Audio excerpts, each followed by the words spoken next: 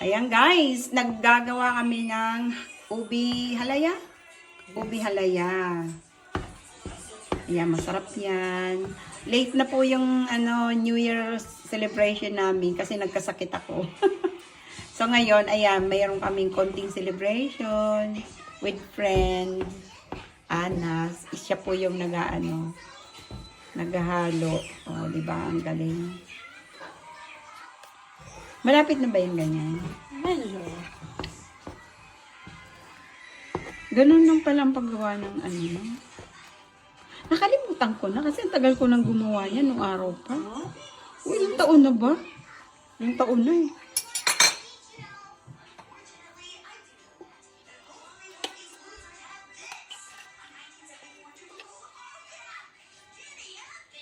Open natin.